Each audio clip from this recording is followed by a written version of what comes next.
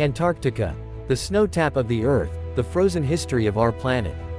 Epic orchestral music fades in. The camera glides over a vast white horizon, endless snow, shimmering under the polar sun. The land before ice. Long before the howling winds and endless blizzards, before the continent froze beneath miles of ice, Antarctica was a place of warmth and life. Over 120 million years ago, the world looked nothing like it does today. The Earth's continents were joined together in a gigantic landmass called Gondwana, a supercontinent stretching from the South Pole to the equator. Antarctica lay at the heart of it, a land of rivers, swamps, and green forests. Ferns, conifers, and towering trees blanketed the landscape. Dinosaurs roamed freely across plains of green. Theropods, sauropods, and the mighty Cryolophosaurus, known as the frozen crested lizard, once walked here. Back then, Earth's climate was much warmer, and Antarctica was connected to South America and Australia. Warm ocean currents bathed its shores, and sunlight reached even its southernmost forests.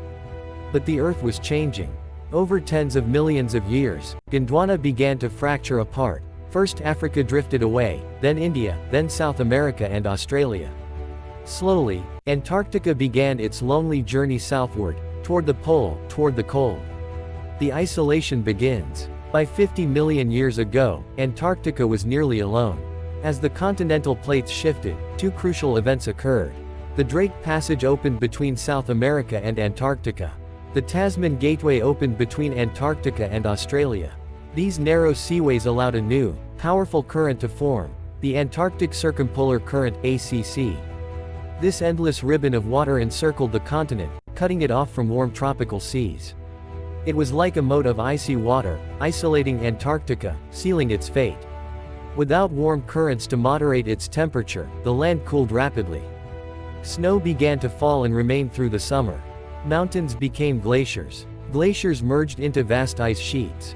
By 34 million years ago, the first permanent Antarctic ice sheet had formed. A white continent was born. Earth had entered a new era, the icehouse world. The birth of the snow tap. From this moment, Antarctica became the Earth's greatest snow tap, a system that locks away water in the form of ice. Here's how it worked. Each year, snow fell, sometimes just a few centimeters. The snow never melted completely, it piled upon itself, layer after layer. Over thousands of years, the weight of the new snow compressed the old snow beneath it, turning it into glacial ice. Each layer trapped tiny air bubbles, perfect time capsules of Earth's atmosphere. As centuries passed, the ice thickened, growing kilometers deep, holding 60% of Earth's freshwater. Antarctica became not just a continent, but a climate machine. Its ice reflected sunlight back into space, cooling the planet. Its frozen water locked up vast amounts of sea level, stabilizing the world's oceans. The snow tap was now running, silently, steadily, endlessly. The Pleistocene Ice Ages. Fast forward to 2.6 million years ago, the dawn of the Pleistocene epoch. Earth entered a rhythmic cycle of freezing and thawing known as the Ice Ages.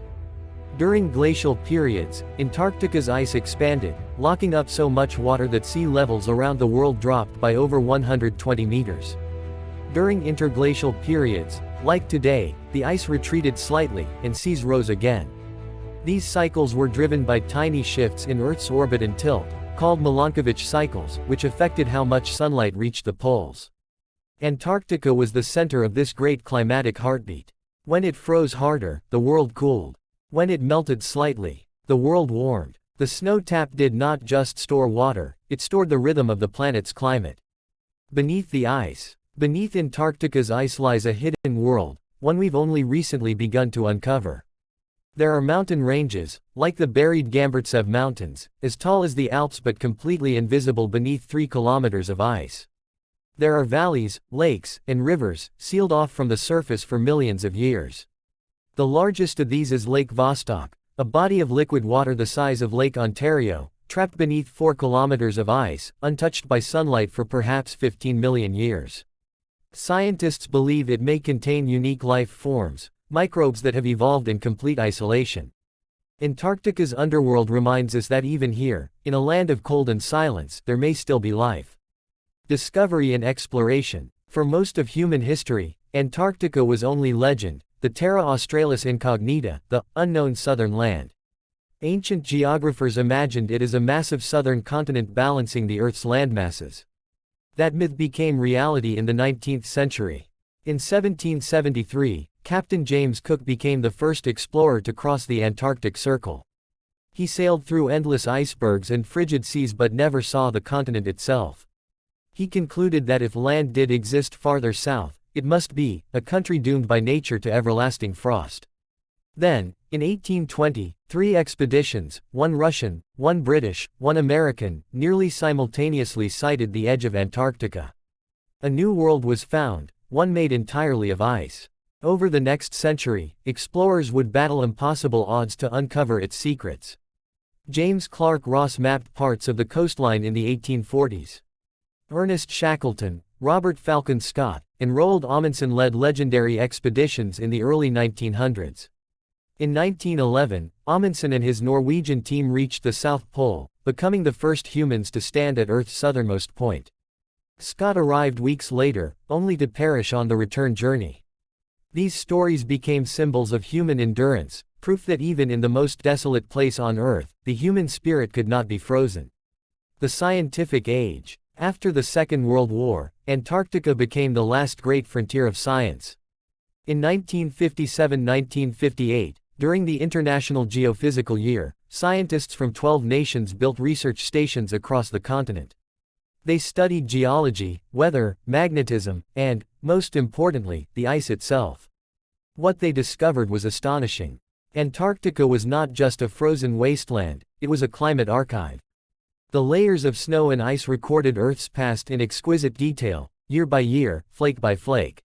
Scientists began drilling ice cores, long cylinders of ancient ice, to study trapped air bubbles. From these, they reconstructed 800,000 years of Earth's climate history. They could see when ice ages began, when they ended, and how greenhouse gases like carbon dioxide rose and fell. Antarctica had become a mirror of the planet's past, and a warning for its future. The Antarctic Treaty. As nations realized Antarctica's importance, they also feared its exploitation. Oil, gas, and minerals might lie beneath its ice. But in a rare moment of global unity, countries chose peace over profit. In 1959, the Antarctic Treaty was signed by 12 nations, including the US, UK, Soviet Union, and others.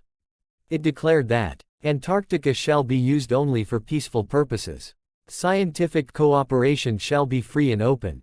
No military activity or resource exploitation shall be allowed. The treaty, which entered into force in 1961, remains one of humanity's greatest diplomatic achievements, a rare example of nations agreeing to protect, rather than plunder, a part of the Earth. The era of satellites and discovery. By the 1970s and 1980s, technology transformed our understanding of Antarctica. Satellites revealed that the Antarctic ice sheet covered 14 million square kilometers, larger than the United States and Mexico combined. It contained 26.5 million cubic kilometers of ice, enough to raise global sea levels by 58 meters if it melted completely. Scientists identified 2 great regions. 1. East Antarctica, vast, ancient, and stable, containing most of the ice mass. 2. West Antarctica, smaller, lower, and resting on bedrock below sea level, making it vulnerable to melting from below. This discovery would later prove crucial as the world began to warm. The modern warming. The 20th and 21st centuries brought a new chapter in Antarctica's story, the era of climate change. Satellite data showed that the West Antarctic ice sheet was thinning at an alarming rate.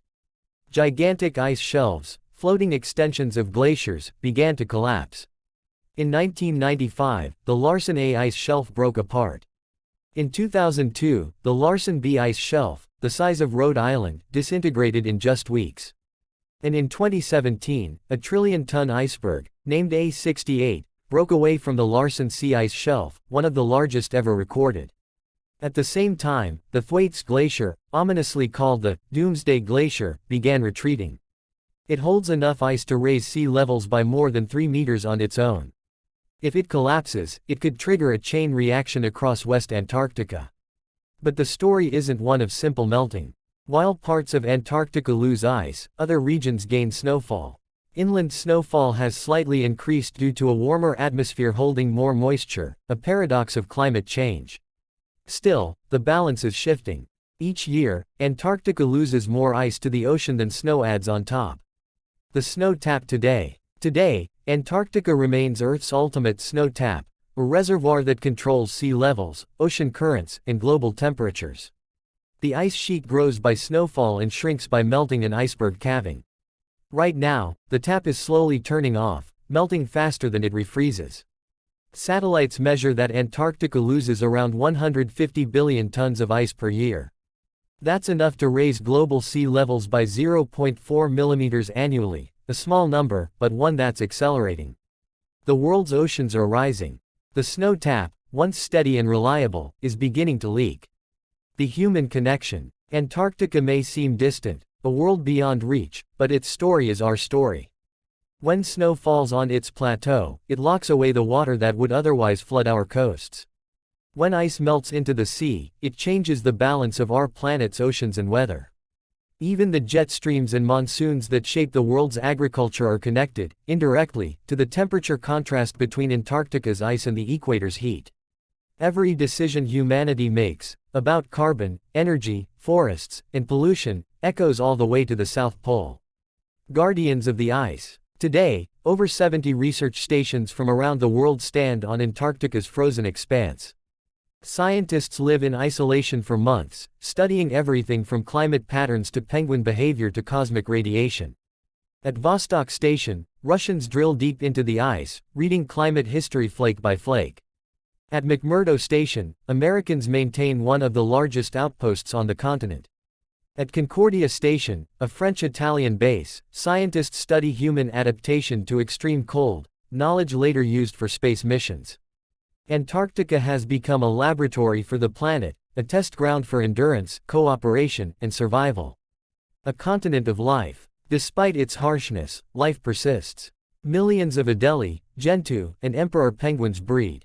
On its icy shores, seals, krill, and whales thrive in the nutrient-rich waters surrounding the continent. The Southern Ocean is one of the most productive ecosystems on Earth. But even these creatures depend on the stability of the snow tap. As sea ice melts earlier and refreezes later, penguin colonies decline, krill populations shrink, and the entire food chain trembles. Antarctica's survival is not just about ice, it's about life. The future of the snow tap. Scientists warn that if greenhouse gas emissions continue at their current rate, parts of West Antarctica could become irreversibly unstable. By 2100, global sea levels could rise by up to 2 meters, displacing millions of people. But there is hope. The same ice cores that tell us of past disasters also show that Earth has survived massive climate swings before. When the snow tap stabilizes, the planet breathes easier. When it melts, it warns us to act. If humanity can cool the tap again, by reducing emissions, protecting oceans, and preserving polar ice, the system can recover. Antarctica is slow to change, but once it does, the consequences last for millennia. The eternal silence. Music fades into a slow, haunting tone. Stand upon the Antarctic plateau, and you will hear nothing, no wind, no birds, no sound but the faint crunch of your own footsteps. It is the quietest place on Earth. Here, the snow falls as it has for millions of years, one flake at a time, joining the great reservoir of frozen history. Each flake adds to the archive, each layer sealing the memory of an age. The snow tap runs on, a silent engine balancing the world. A message from the ice.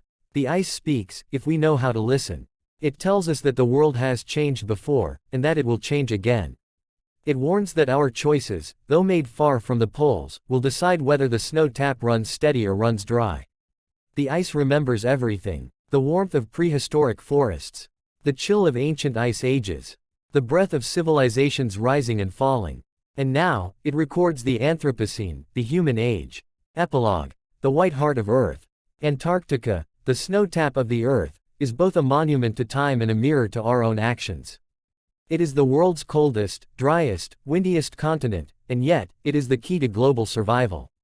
It began as a green forest, became a frozen desert, and now stands at the crossroads of human destiny. Every flake of snow that lands there adds to the weight of history, and to the question that defines our era. Will we keep the snow tap running? Or will we melt the heart of the world? Music swells, aerial shot of Antarctica fades into the blue horizon.